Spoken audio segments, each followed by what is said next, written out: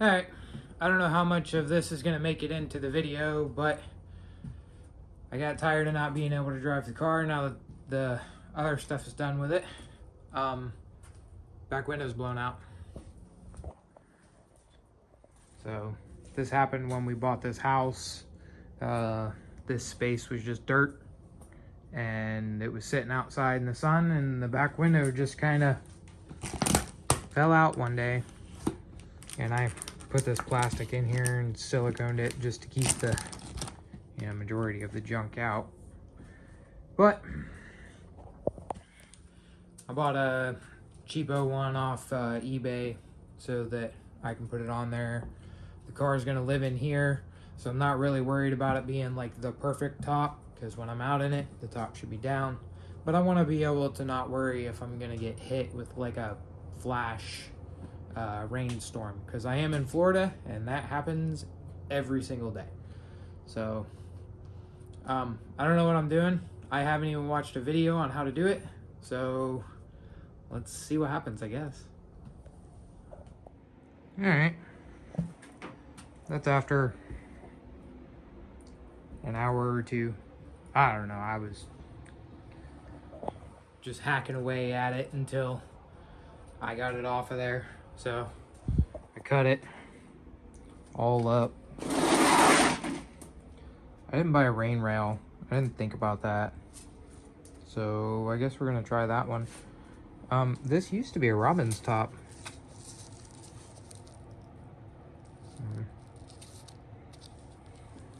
It once was good. If the window wouldn't have fallen out of it.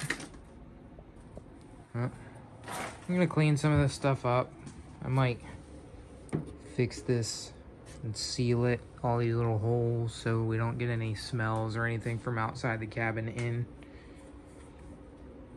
We'll see what happens. Alright, as you can see, I didn't video too much of that top process, mainly because I started to do the time-lapse stuff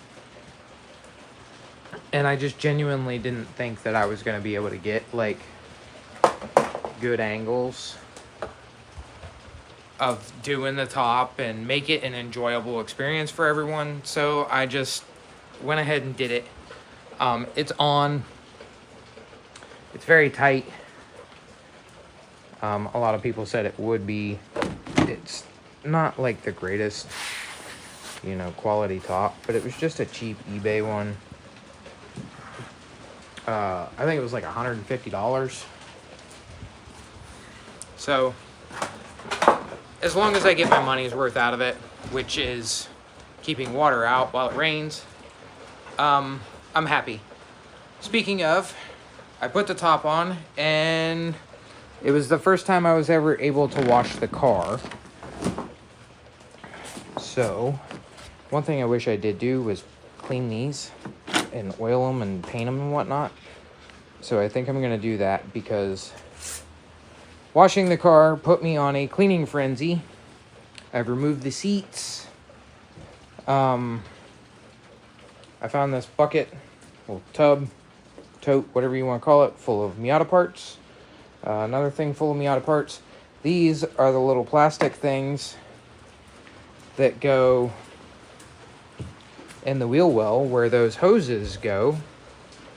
So that'll make it so that those hoses are protected from tire debris, road debris, or any kind of like dirt and debris, I guess. So I don't have to worry about that as much. So happy accident, I guess. We're gonna start off by just getting all the crap out of here and vacuuming it up. I'm gonna vacuum the seats and then go through that tote and see if we can find any of the like missing plastics and stuff that are supposed to be in here, like that little latch piece that's there, the bolt. And then if we get to it, I have this little hinge is broke. I have some piano hinge that we might end up fixing it with. So Alright, that's what I found.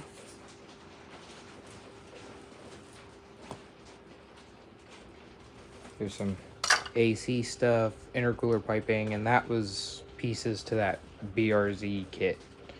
I'm not worried about that shit. Side skirt pieces, and then that's like just miscellaneous crap from the old car that I still had left. I need to get a hold of the guy who bought that and give it to him. He's a pretty cool guy. Same thing with this. I already have one of those in the car. That's for my press because it leaks. I don't know why that's over here. All my bolts and bushings and stuff like this. It goes down in there to make it look all nice and pretty. I'll have to put that back on. Little caps for the dash. So, I don't think I'm going to bore everybody with recording, putting all these pieces on, but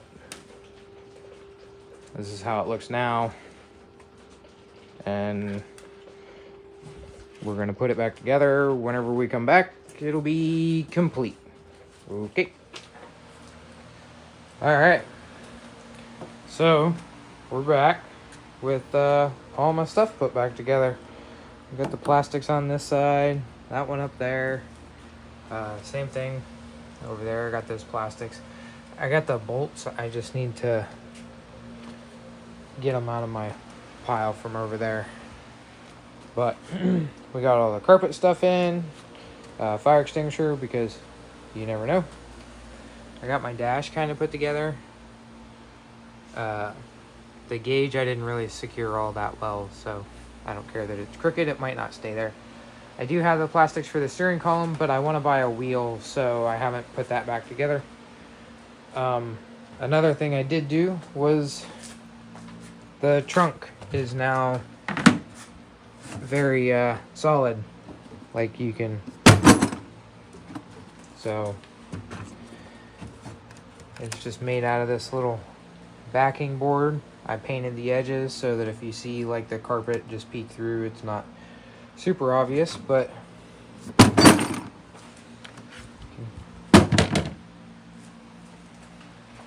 that's what it's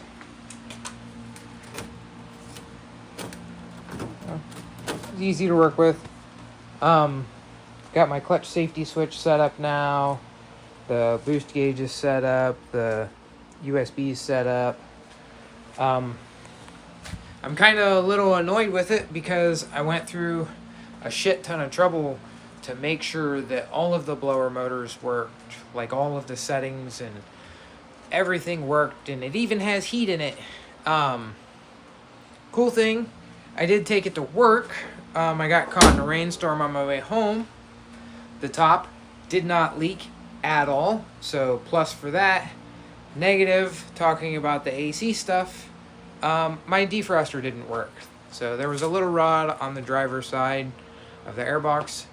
I guess it just popped out and it made it so I had to keep pulling over and underneath bridges, and it was pretty scary. So glad we got that fixed too.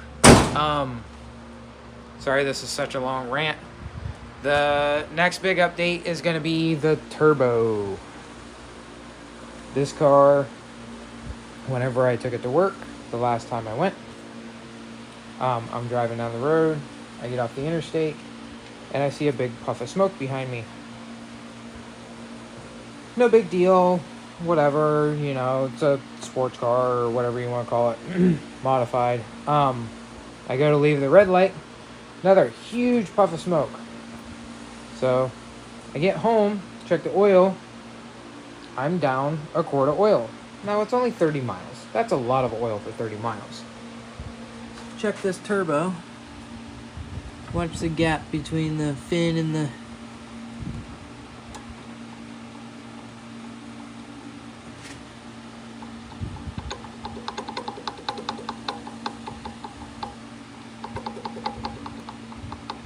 I don't think it's supposed to clunk.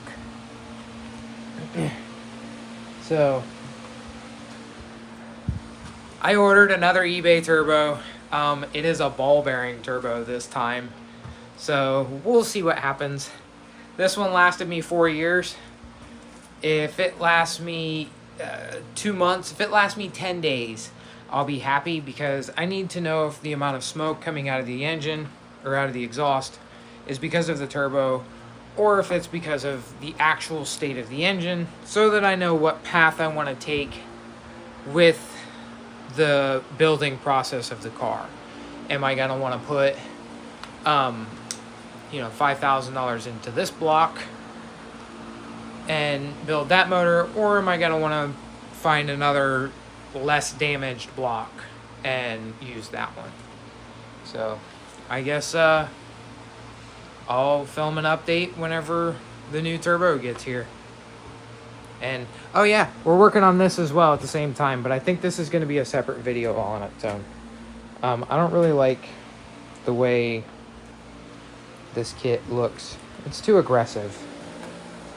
I didn't want the car to be like this super aggressive sports car looking, and it's very aggressive. So we're going to modify that too.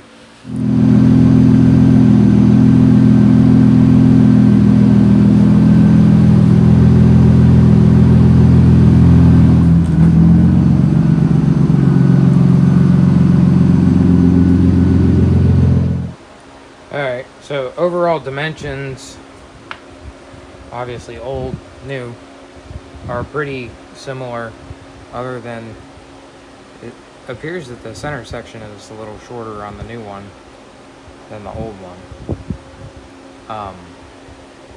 That's fine, it doesn't really affect anything, but the blade seems to come a little bit higher, and then that one's got the little nut. This is pretty cool. If you watch there,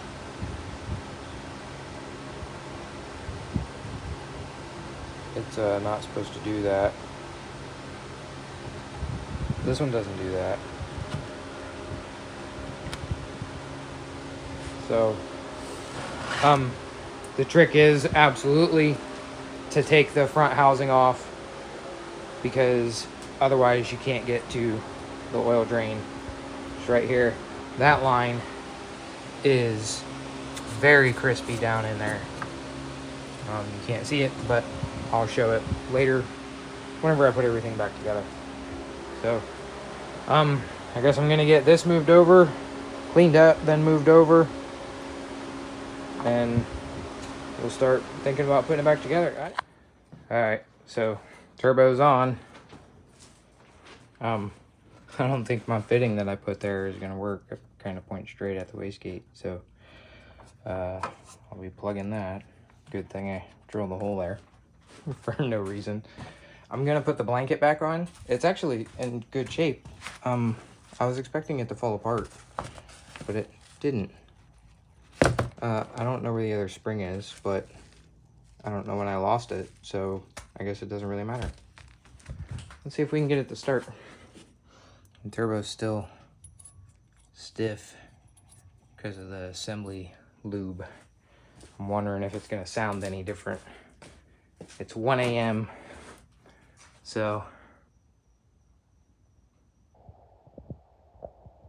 I'm probably not gonna run it for more than a few seconds, if it even fires up.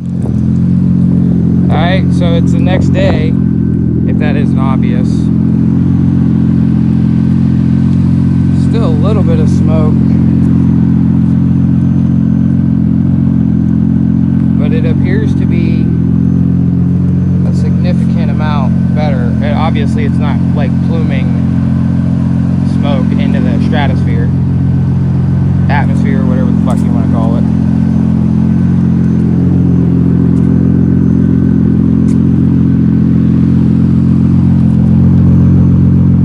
It builds boost much quieter than what it used to. It used to whistle and shit like crazy, now it doesn't.